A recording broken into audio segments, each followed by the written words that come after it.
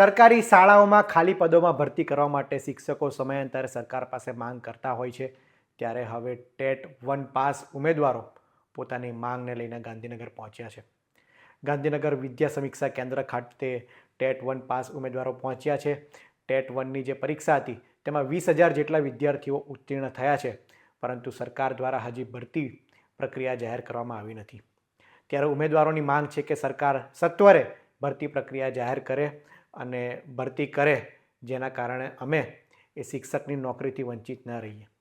કારણ કે શિક્ષકની નોકરી માટે વયમર્યાદા હોય છે, ત્યારે ઉમેદવારોનું કહેવું છે કે જો મોડું કરવામાં આવશે તો અમારી વયમર્યાદા જતી રહેશે અને અમે શિક્ષક બનવાથી વંચિત રહી જઈશું.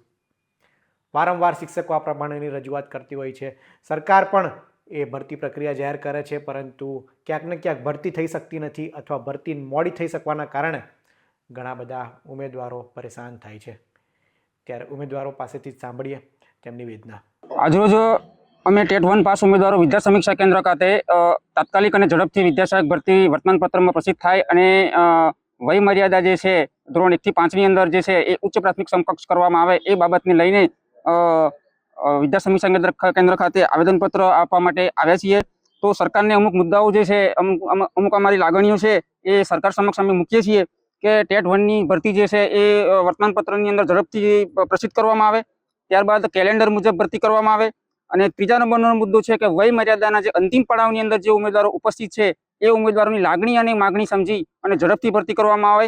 સાથે સાથે જે ઉમેદવારો આ પરીક્ષાઓના વિલંબને કારણે અથવા તો ભરતીઓના વિલંબના કારણે જે ઉમેદવારો ફોર્મ ભરી શક્યા નથી એવા ઉમેદવારોની વય મર્યાદા પૂરી થઈ ગઈ છે, તો એવા ઉમેદવારોની લાગણી સમજી અને જે ધોરણ 1 થી 5ની વય મર્યાદા છે એ ઉચ્ચ પ્રાથમિક સમકક્ષ એટલે કે ધોરણ 6 થી 8 સમકક્ષ કરવામાં આવે, જેથી કરીને હજારો ઉમેદવારો છે કે જે ભરતીની અંદર ફોર્મ ભરી શકતા નથી એ ઉમેદવારોને ફાયદો થાય અને બહોળી સંખ્યાની અંદર આ ઉમેદવારોને ન્યાય મળે.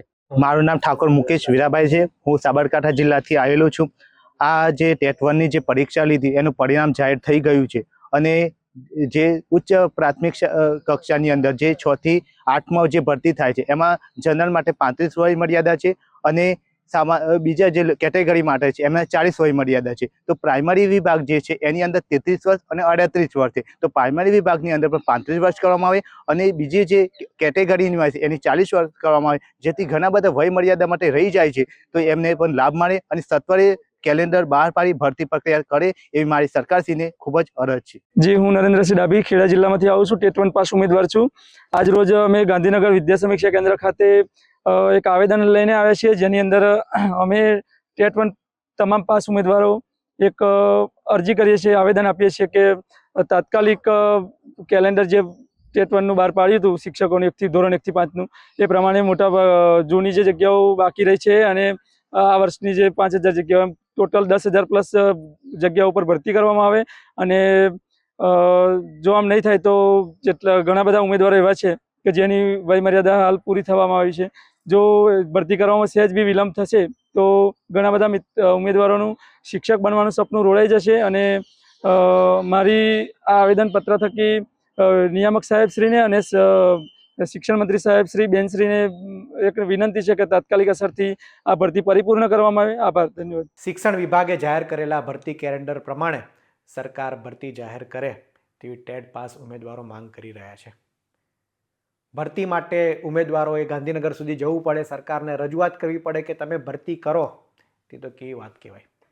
સરકારે આ તરફ ધ્યાન દોરવું જોઈએ અને સત્વરે ભરતી પ્રક્રિયા જાહેર કરવી જોઈએ, જેના કારણે હજારો ઉમેદવારો એ શિક્ષક બનતા અટકી ન શકે. કારણ કે વય મર્યાદા પતી જવાના કારણે તેઓ ત્યારબાદ પરીક્ષા નથી આપી શકતા અને શિક્ષક પણ નથી બની શકતા. આવું ઘણી બધી સરકારી પરીક્ષાઓમાં, સરકારી નોકરીઓમાં આપણે જોયું છે.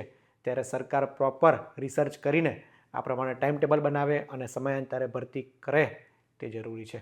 આ અંગે આપ શું માની રહ્યા છો તે અમને કોમેન્ટમાં જરૂર જણાવશો. આવા જ ઇન્ફોર્મેટિવ વિડીયો માટે વીટીવી પંચાયત જોતા રહો. ધન્યવાદ.